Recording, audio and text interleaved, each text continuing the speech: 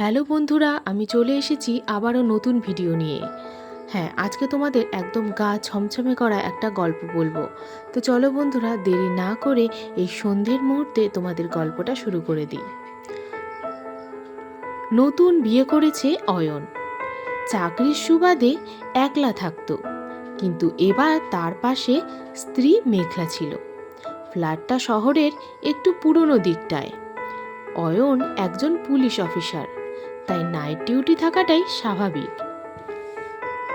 একদিন দুপুরের দরজায় কড়া নাড়ল এক ফেরিওয়ালা, হাতে নানা রকম শাড়ি। মেঘলার একা সময় কাটছিল না, তাই ভাবলো কয়েকটা শাড়ি দেখে ফেলা যাক। ফেরিওয়ালা হাসি মুখে শাড়িগুলো পেতে ধরল, একটার পর একটা রঙিন শাড়ি। কিন্তু একটা শাড়ি হাতে নেওয়ার পর কেমন যেন অস্বস্তি লাগলো তার। সেই শাড়িটা ছিল গাঢ় লাল, যেন তাজা রক্তের মতো। ফেরিওয়ালা বলল, আপা, এটা খুব ভালো শাড়ি, দামও অনেক কম।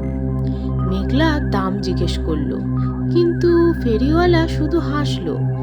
বলল, আপা, এটা রেখে দিন, পছন্দ না হলে ফেরত দেবেন। মেঘলা অবাক হলেও শাড়িটা রেখে দিল, কিন্তু কোথায় রাখবে বুঝতে না পেরে আলমারির একেবারে ভেতরে ঢুকিয়ে দিল। সেই রাতেই অয়ন নাইট ডিউটিতে গেল। মেঘলা একা ঘুমোতে গিয়ে যেন অনুভব করলো কিছু একটা ঠিক নেই। একটা অদ্ভুত গন্ধ বেরোতে লাগলো। রাত বাড়তে থাকলো। আচমকাই আলমারির ভেতর থেকে এলো চাপা কান্নার শব্দ, যেন কোনো মেয়ের আর্তনাদ। মেঘলা প্রথমে ভেবেছিল ভুল শুনেছে, কিন্তু না, এবারে স্পষ্ট শোনা গেল, উফ, আমাকে বের করো, আমাকে ফেরত দাও। গলার স্বরটা করুণ। কেঁপে উঠল মেঘলার শরীর। সে আলো জেলে আলমারির দিকে এগোলো। হাত কাঁপতে লাগলো, তবু দরজাটা খুলল। কিন্তু ভেতরে কিছুই নেই, শুধু সেই লাল শাড়িটা। পরদিন সকালেই মেঘলা অয়নকে জানালো সব। অয়ন এটা শোনার পর কিছু বলল না, শুধু বলল, তুমি ফেরিওয়ালার কাছ থেকে এটা নিলে কেন?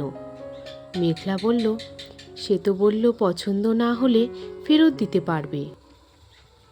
অয়ন এবার একটু গম্ভীর হয়ে বলল, গত 6 মাসে এই এলাকায় 3 জন মেয়ে আত্মহত্যা করেছে।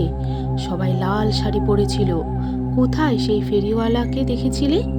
মেঘলা তাকে বলতে গিয়েই বুঝতে পারল সে ফেরিওয়ালার মুখটাই মনে করতে পারছে না, যেন সে কোনো ধোঁয়ার ভেতরে হারিয়ে গেছে।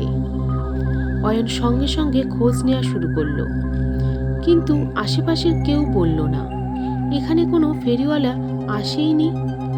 মেঘলা ঘরে ফিরে এলো। আলমারির ভেতর আবার তাকালো, কিন্তু এবার সেখানে শাড়ি নেই। শুধু আলমারির দরজায় একটা হাতের ছাপ, যেন কেউ ভেতর থেকে বের হতে চাইছিল।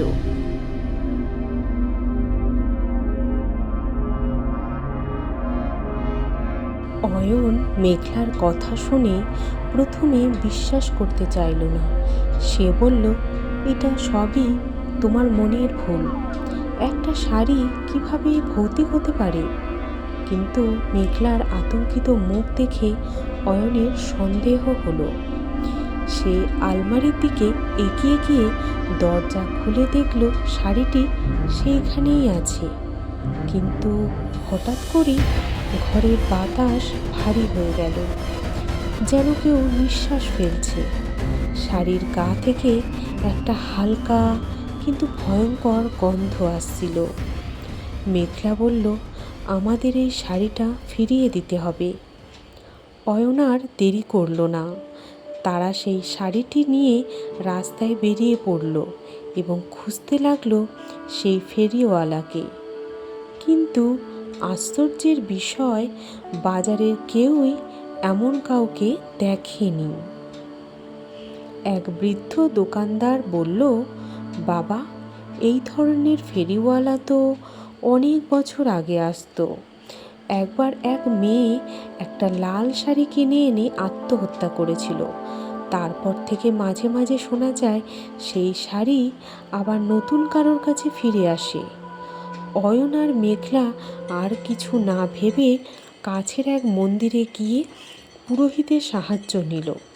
পুরোহিত বললেন, এই শাড়ির সাথে এক অতৃপ্ত আত্মার বন্ধন আছে, এটাকে পবিত্র আগুনে নষ্ট করতে হবে। মন্দিরে পুজো করে শাড়িটি পুড়িয়ে ফেলা হলো। আগুনের শিখা এক মুহূর্তের জন্য নীল হয়ে উঠল, আর হালকা একটা কান্নার শব্দ বাতাসে মিলিয়ে গেল। এরপর থেকে মেঘলা আর কখনো সেই কান্নার আওয়াজ শুনতে পেল না। অয়ন ও মেঘলা নতুন জীবনে ফিরে গেল, কিন্তু তারা আর কখনো কোনো অজানা জিনিস বাড়িতে আনতে সাহস করল না। কি বন্ধুরা, নিশ্চয়ই তোমাদের সবার গা ছমছম করছে। হ্যাঁ, আমারও কিন্তু করছে।